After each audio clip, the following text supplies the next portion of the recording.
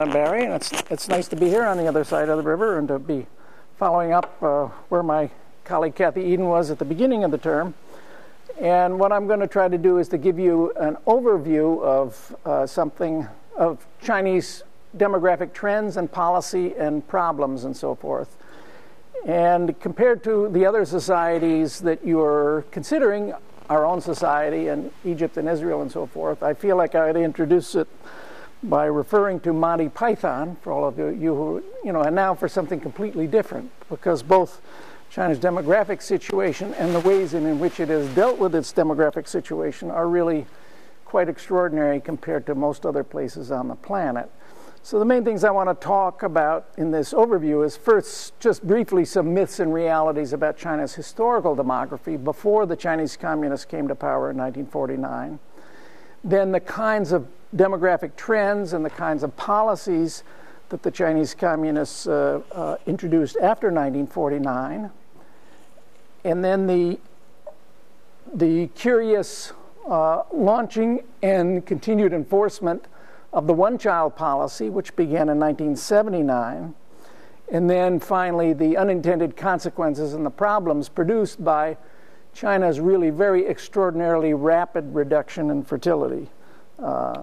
So first, just briefly as background about China's historical demography, there's a common set of beliefs that goes, and it's been written about since Thomas Malthus in the 18th century and beyond, and lots of other more recent writers, arguing that there's something different about Chinese demography compared to Western societies, that it's a highly pronatalist culture, and that China got to be the world's largest population with over 1.3 billion people today because of the fact that those Chinese just reproduce a lot more than people in Western societies and so forth.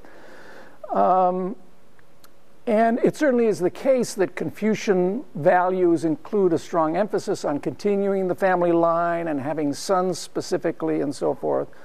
But nonetheless, the recent historical demography research indicates that much of this belief about the sort of pronatalist nature of Chinese population in the traditional times is mythical. That in fact, marital fertility rates in China in the final dynasty were lower than in early modern Europe. And although almost all women married, higher rates than Western societies, but a significant proportion of men never married. Most of their marriages were arranged marriages. Chinese had sex less often, partly because they had to get to know their wives first, or their husbands, or whatever. But there was also earlier stopping of bearing children and so forth. So in fact, if you look back 2,000 years, historical demography research, there's a book by Li and Wang published in 2001 that says that the proportion of Chinese today, even though it's large, there are more than 4 times as many Chinese as there are Americans, it was actually larger 2,000 years ago. So China has not gotten to where it is today by growing faster than the rest of the world. It's sort of fluctuated up and down, but it hasn't increased its share. In terms of, so that's my quickie historical overview, just to give you some background. The main message, though, is there's not some inbuilt Chinese tendency to reproduce more rapidly than Western societies. That's largely a myth.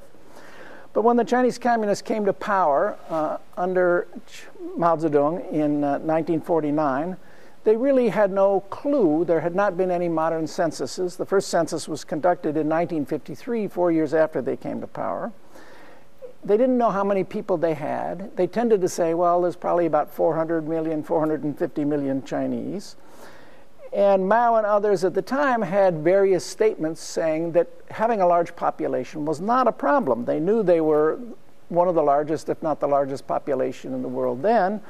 But Mao had many, if you like, pronatalist statements. One very pithy one I quote here: every stomach comes with 2 hands attached. In other words, sure, you have to feed people, but you also have a lot of laborers and workers and growers of crops and so forth. And at the time, for the first few years, there was no official population policy, but there's a very prescient observation made by a French journalist who lived in China in the mid-1950s, who observed the extraordinarily tight we used to call it totalitarian organization of neighborhoods and work organizations, and the control that the Communist Party imposed over its entire population. And he said at the time, this regime is probably the first in history which could officially adopt birth control as a compulsory measure and make sure that its orders will be universally obeyed. Well, that wasn't being done then, but later on it certainly would be attempted. Here's another quote by, that's the chairman up in the corner here, a Cultural Revolution era picture of Chairman Mao. And you can read it yourself. But again, the idea is capitalism, maybe population is a problem, but socialism, it's not a problem because we employ everybody, we can get them all producing, and with revolution and socialist production, we don't have to worry, we can support any size population. Well, when they conducted this first census in 1953, they were surprised. There were a lot more Chinese than they realized. The census counted 583 million, not 450 million. And so immediately in the years after the census was conducted, you had advocacy by some government officials and some intellectuals and others saying we need to start having advocacy of family planning at this time on a voluntary basis, and encourage people to have fewer children, spread knowledge about contraceptive techniques, and so forth.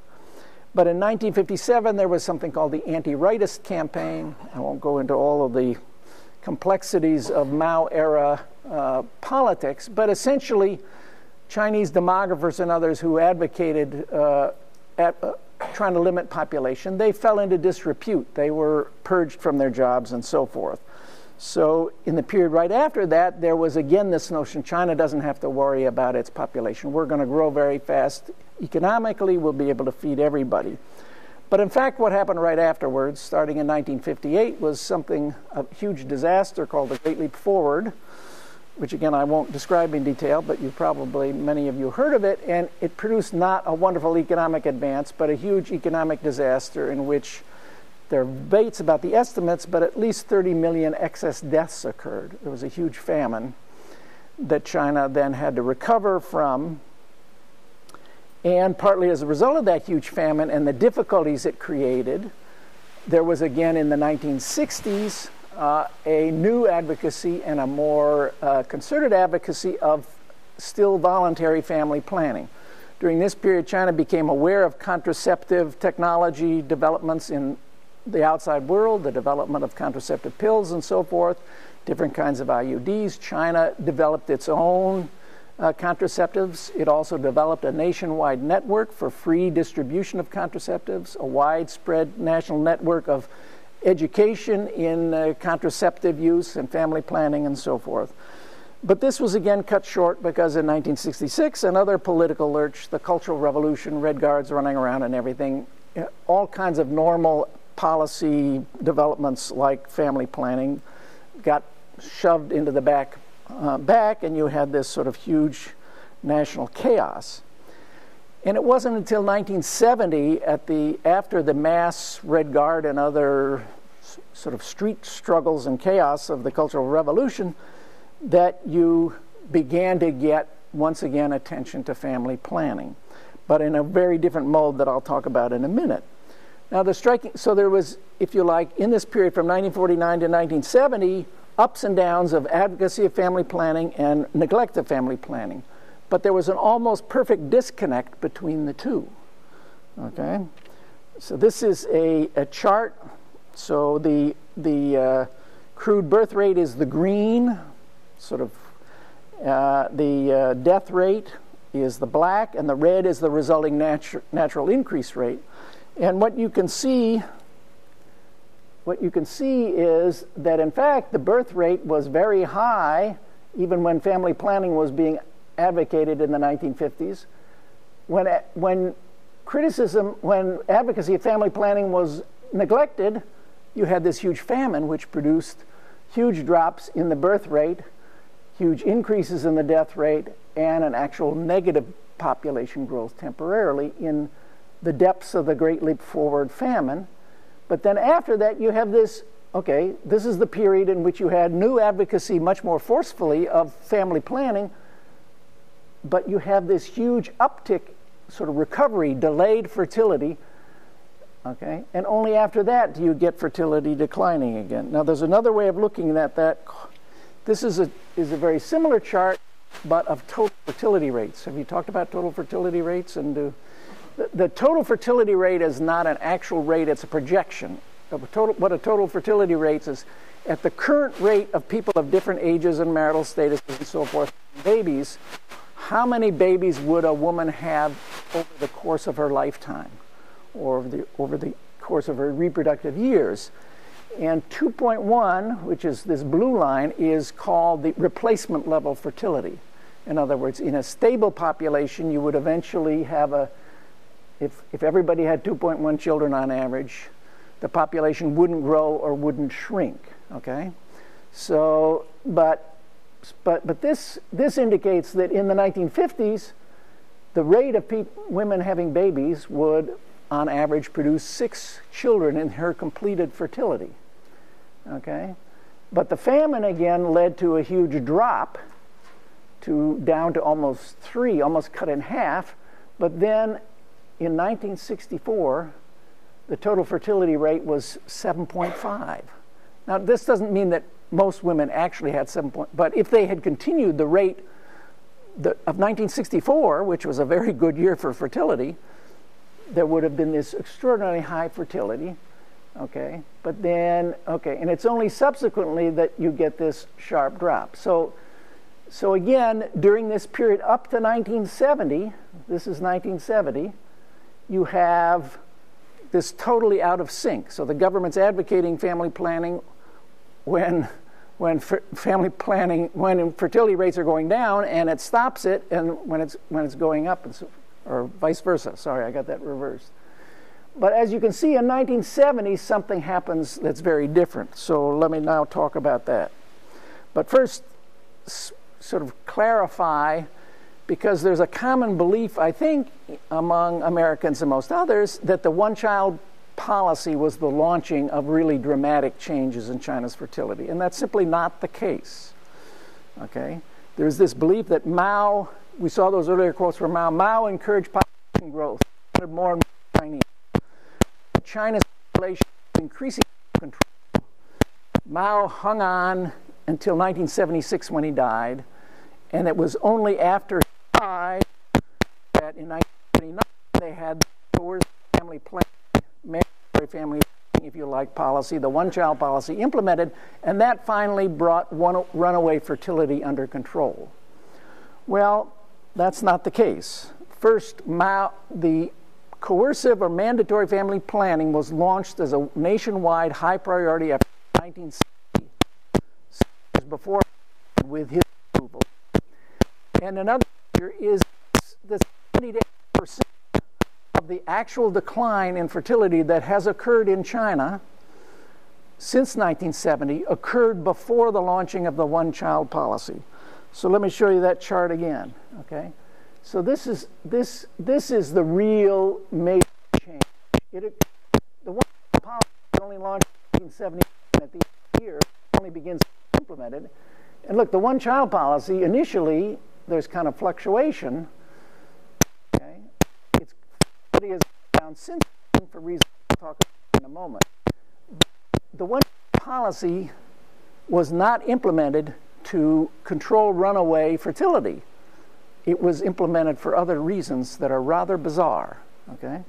So fertility, there was already, let me talk about what was going on before the one-child policy. Already shift voluntary family planning that, for instance, Japan, Taiwan, lots of other places had implemented before that had helped bring down fertility in those countries, to essentially a mandatory and highly coercive policy of family planning in China starting in 1970. And this was called the slogan was later, longer, fewer. So later meant later marriage ages. So according to the family law, you were supposed to be able to marry at 18 if you're a woman and 20 if you're a man. Starting in this policy, you have to wait later. If you're a girl person, you have to wait till you're 23 if you're a female. You have to wait until you're 25 if you're a male. If you're an urban person, a woman has to be at least 25, a male has to be at least 27. And they tried to prevent people from marrying before those ages, not entirely successfully, but nonetheless. Later, longer means if you have one child, you have to have at least 4 years between each child. You can't have, one a year. But then the fewer thing was also crucial. Fewer meant that if you were an urban resident, you were not allowed to have more than 2 children. If you were a rural resident, you were not allowed to have more than 3 children. Now keep in mind, this is being implemented when the total fertility rate was around 6, or had been even higher at some points before that. So they're dramatically to enforce. There was a state family planning commission created and a national administrative network of family planning enforcers that issued, you had to have birth permits.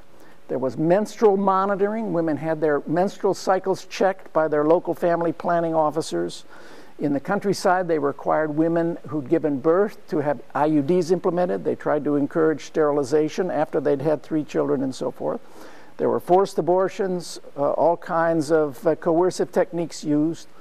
Women rounded up and required to take part in round-the-clock political study and family planning study, and not go until they agreed to have abortion if they were out of turn, did birth. So very hard knuckles, coercive planning policy implement is allowing people to have at least 2 children, and for rural people to have 3 children. And it was very substantially effective in that initial very sharp drop during the 1970s to below 3. Okay, at the time the one-child policy was launched, the fertility rate was around 2.7. Okay, which for a still 80-85% agricultural country, that's an extraordinarily low rate. And urban fertility has been below replacement level in China since 1974. So at no point, so even long before the one-child policy, there were fewer than 2 children being born per urban parent. Okay? Yeah. Just on the prior slide, this is just fertility. What was the population level in 1962 or whatever when fertility was the highest? Is that what really defines the population level? Bless you.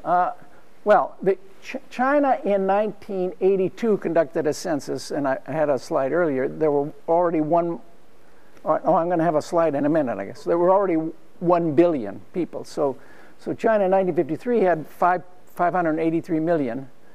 It had increased by 1982 to more than 1 billion.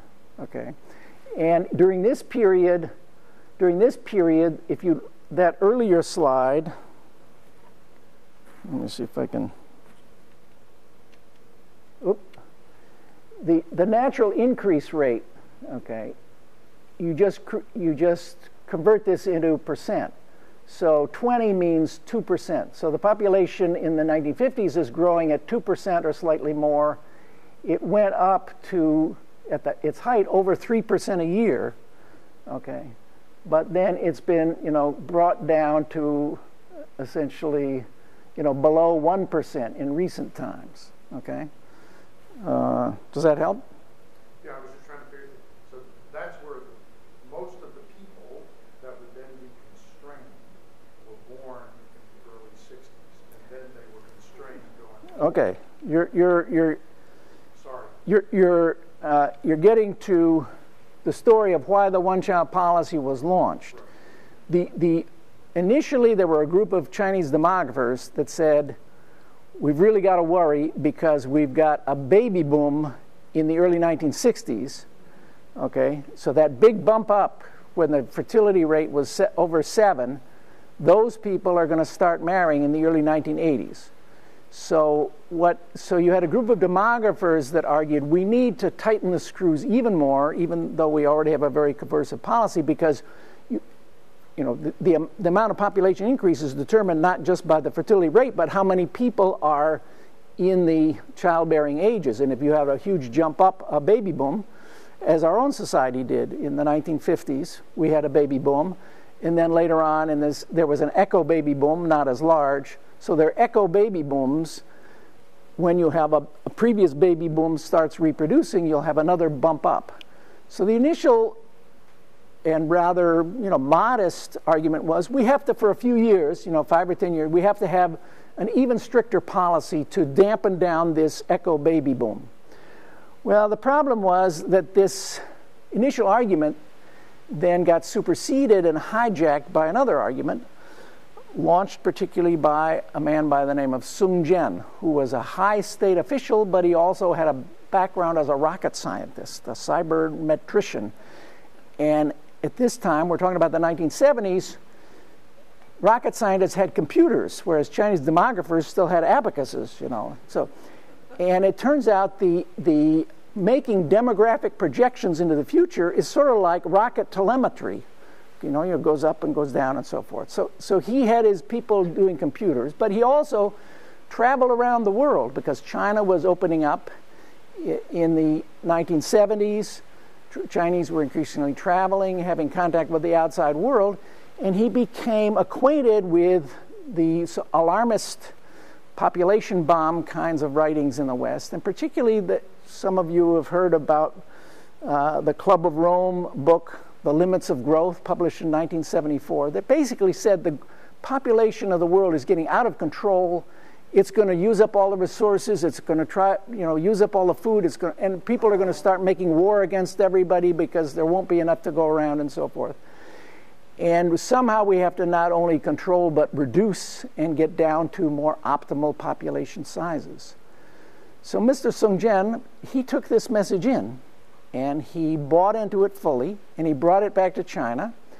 And he said, China's optimal population, a century from now, we should be aiming for China to have only 650 to 700 million people.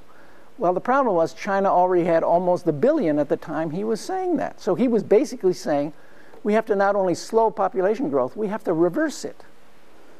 So the one-child policy that actually gets implemented is not just to slow population growth, it's actually to try to produce China in 2080 that has only 700 million people. Okay? But the fact is, he had computers and he had political connections, and he sold this policy to the Chinese leadership, and they adopted it fully. This Susan Greenhalgh is an anthropologist who's actually interviewed Sung Jen, interviewed a lot of other people, and has written this sort of fascinating and very bizarre tale. So there's kind of pseudoscience justification. Now, since then, most scholars of demography and population and resources and so forth in the West have concluded that the Club of Rome was wrong. They were excessively alarmist and so forth. And in fact, of course, I don't know how much you've covered of the overall demographic trends in the world, but in fact, in many countries in the world, not just in Europe, but places like South Korea and Hong Kong, Japan, there's sub-replacement fertility, and the problem is now the reverse. They don't have enough people. They're not reproducing themselves and so forth. Russia, lots of other parts of the world. So the message people criticized the message in the West and said, no, that's not true. And there's these other factors that will lead this not to be such a dire outcome. But in China, though, it was bought lock, stock, and barrel and became official policy, and it is still official policy today. So what are the features of the one-child policy? First, instead of later, longer, fewer, they overwhelmingly focused on fertility. So in fact, marriage age went down because they neglected to place such stress on late marriage. But basically they said, if you're an urban resident, you can only have one child. If you're a rural resident, you should ideally have only one child, but eventually by the mid-1980s, they evolved in most places a policy where if you have one child and it's a boy, you're supposed to stop. But if you have one child and it's a girl, you can have one more shot, and then you're supposed to stop. There's supposed to be a two-child limit. So essentially, they took one child off the the fewer part of later, longer, fewer, and said instead of 2 or 3 children, it's 1 or 2 children, or in 1.5, because you're supposed to stop at 1 if it's a boy, because of the fact that in Chinese families traditionally daughters marry out and they support their husband's parents. So they recognized that it was going to be very difficult to enforce a one-child policy in the countryside. If your daughter married out, then you would be left alone in your old age. In the cities already by that time, parents could rely on daughters as well as sons. The daughters marrying out thing had broken down. So then they again instituted marriage coercion using all of the instruments, also fines, and there was lots of abuse of women, abandonment of infant daughters, the swelling of Chinese orphanages and so forth. And you see, full disclosure at the bottom here, my wife and I beneficiary of this policy. We have a 7-year-old daughter we adopted from China in 1994, who's a marvelous, wonderful, charming, bright, athletic, incredible human being whose only fault is that she's a female. So I have not entirely academic feelings about this subject, which you may be able to discern. But nonetheless, there were orphanages were swamped with too many abandoned babies, almost all of them girls that they couldn't handle. There were all kinds of very nasty things going on. But in addition to this, I mentioned since the start of the 1990s, you remember that chart, there was a further dip down below. That seems to be related to the change in the enforcement of family planning. Instead of having special local family planning officers, most of them women, trying to enforce it, they made every local party secretary and every village head responsible for making sure that fertility was kept under the targets that had been set. And the sort of one veto policy means if economic growth and preventing social protests and maintaining control of fertility, all of these three things, if any of them goes wrong in your area, you're not promoted or you're penalized and demoted. So it became much more centrally connected to the mostly male local enforcers of policies. But it should also be noted that there are other trends. China since 1978, during this period of time, more than 30 years now, China has had this extraordinarily robust economic growth. Our earlier video slideshow showed you could certainly feel the dynamism of China, sort of the amount of economic construction and moving around and so forth. And incomes have been rising on average very dramatically. So economic development also produces reduced fertility. And there are a lot of other things that are contributing to the fact that most Chinese today don't want to have large families. The idea of having 6 children, it's almost unthinkable to Chinese, even if there weren't family planning enforcement today.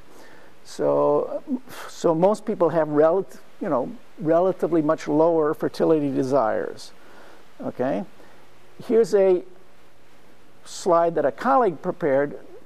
Across the world, these are different countries, 1975 figures and 2005 figures, showing on the x-axis the gross domestic product per capita logged and a total fertility rate on the y-axis. And the basic idea is the richer your country is, the lower your fertility is going to be on the average. And then here's the actual equation if you want to know. And here are some cases that are outliers. Here's ones that have higher fertility than you would expect based upon, and so they're the sort of oil countries and so forth, but also in 2005, Equatorial Guinea. But the red dot on the left, that's China in 1975, okay? And it's way outside. So in 1975, China's fertility was much lower than you would have expected given its level of economic development. This is China in 2005. It's still lower than you would expect. It's lower than the regression line, but it's not outside the confidence interval anymore. In other words, there are other countries that are even more outliers than China, if you like. So the results and the problems from all of this. How am I doing on time? So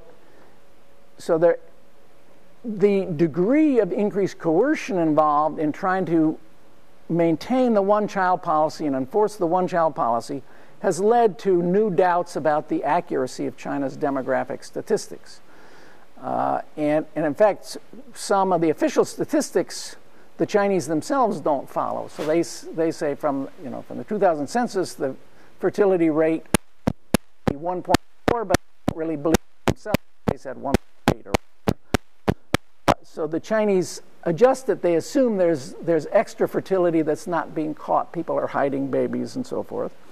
But the consensus seems to be that China, since 1992, has had below replacement fertility. And those earlier TFR graphs showed that below the blue line. And the most consensus seems to be that it's somewhere in the 1.5 to 1.6 range. So that again is, America is around 2 or 2.1. We're, in other words, about replacement level. As if you read your newspaper this morning, you know that our levels are kept up higher than a lot of other advanced societies by immigration and the higher fertility rates of Hispanics. But even so, if you did non-Hispanic whites in America, we have higher fertility rates than Chinese do, even though we're a much richer and more developed country. There are also arguments that China's unusually rapid fertility decline since 1970 had some positive consequences and contributed to China's rapid economic development over the last 30 years or so. So one set of estimates is that maybe 15% or more of China's rapid economic growth is due to what's called the demographic dividend. What the demographic dividend means is increases in labor force relative to dependents, either the young or old. So the old were not yet all that numerous, and the young were being reduced by these very draconian fertility. But you had this larger, post-1960 cohorts coming into the labor force. So the bunching of people in the labor force produces this demographic dividend temporarily. Okay? But the demographic dividend will evaporate by the end of this decade. And this, I think, is what The Economist magazine was referring to, that even though India's fertility is also declining, it's declining more gradually, it's still higher. So there are many more Indians going to be entering the labor force. Whereas in China, one of the issues is, are they going to have enough entrance to the labor force? Is the cost, there are already lots of reports that there are not so many migrants wanting to leave the farm and come and work for very cheap sweatshop wages in the export-oriented factories. China's going to lose export production share to Cambodia, the Philippines, India, other kinds of places, Haiti, wherever. There's also the fact that there's this combination of sub-replacement fertility and increasing lifespans. Chinese are getting healthier, they're living longer, so they now have close to modern industrial society lifespans, life expectations. So there are more and more people in the older ages. The percentage of people over age 60 or 65 is growing very rapidly. So there's going to be an increasing problem about China. You were talking earlier about, can America afford to support our senior citizens? But in China, it's even more of a crunch because they're not as rich and resourceful. They don't have the kind of social welfare safety net built even as much as we do, or European societies certainly. More falls on the family, but the family is more and more slender. Okay? There's also, as this slide indicates, sharp increases in recent times connected to the family planning enforcement in the sex ratio at birth. In other words, how many boys are born relative to how many girls. And this is largely being achieved, it would seem, through something legal, but not as very widespread, fatal sex-active abortions. So large numbers of families are using illegal ultrasound B machines to find if the pregnancy is a boy or a girl. If it's a girl, there's an abortion. And I'll show you some slides about that in a moment. There are also still difficulties in trying to enforce the one-child policy on reluctant, mostly rural villages, and outbreaks of violence and social protest against coercive enforcement. And in addition to all of these things, if current fertility rates are maintained, China will reach its maximum population not too far into the future, before 2030. And then, as Sung Jen had hoped, China's population will start declining. But again, is this really a good thing? Lots of parts of the world that are having declining populations or facing declining populations, like Russia and Japan and so forth, they don't seem to think it's a very good thing, and they think it's a big problem. So let me show you a few figures on these things. This is for China's population as a whole. The blue shaded has the figures 2000 census. Okay. And the boxes are a projection at current fertility rates of what it'll look like in 2050. So it's a projection into the future, and you see some movement up so that you have much more top-heavy and proportionally shrinking of these. But if you look in the cities, it's even more dramatic. This is for Shanghai. So look at Shanghai at the moment. It still had a quite healthy, laboring population and so forth. But by 2050, if current fertility levels continue, you have this huge top-heavy structure. Small proportion of people in the labor force supporting a huge population in these older ages. Here's some figures on sex ratio. In any normal human population in any society, the sex ratio at birth varies within a narrow range between about 104 and 106. So every population, there are more male babies born than female babies, because of course men are the weaker sex, so nature compensates by producing a few more of us. Okay? Well, but what's happened in China in 1982, at the very beginning of this period, China's sex ratio is a little above that, but not very far. But what's happened since then is, instead of a couple of excess male births compared to normal levels, now they're up to there's 20% more males born. In other words, 14 to 16% more extra males than you would expect. Okay, and that's higher in the countryside than in the cities. But even in the cities, clearly city people are also managing to have extra boys. And then this has to do with parity, birth order. So for first children, it's pretty normal. Okay, so the first child, people take their shot. They don't try to have, sex-selective abortions to make sure they have a boy necessarily. But over time, for the second child and the third, now you don't. This is for 2000. You don't have many fifth and fourth children being born at all. But if you do, they're more than 50% of the excess of boys. So people are really finding ways with subsequent births to try to ensure even more so that they have a boy. This has to do with the continuing violence I mentioned. This is a community in Guangxi province, which a few years ago, the report was that this was a community that had not been obeying very well. They had too high fertility rates. People were getting large fines for having extra children that they were refusing to pay. And basically they sent in the police forces to try to enforce things. That banner there, if you translate it, it says, for those who refuse to be sterilized or to pay, in other words, pay their family planning fines, we will use forceful measures, confiscate goods, cut off water and electricity, seal off homes, and arrest people. Okay, this is the local officials. These are people with sledgehammers, police knocking down people's houses to break in and take their furniture away and so forth.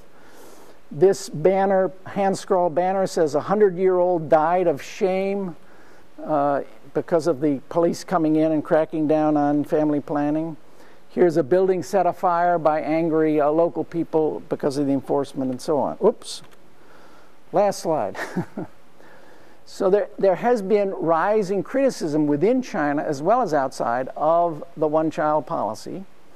But it's still a high priority national policy. It has not, the official line from the national government is, of course, it should not be implemented coercively, but nonetheless, everybody should be made to continue complying with it. So they have not relaxed it. It is still official policy. There have been a group of demographers, Chinese demographers, some trained abroad, some trained in China, that's been working and doing local experiments and in communities that are allowed experimentally to allow people to have a two-child policy and so forth, two-child with spacing, something like that. And they've been trying to advocate to the levels of the government that they should allow a modification of the policy. But so far, their efforts have met with deaf ears. There's increasing awareness of the serious social problems that China faces because of the extraordinarily rapid decline in fertility. And there are many people advocating a two-child policy and less coercive enforcement, and that China would not be harmed and would be in a lot better position in the future. But so far, at least, the Chinese national leadership still says, no, this is our major national commitment, and we can't let up, and we're going to keep enforcing it and so forth. So stay tuned. Okay, so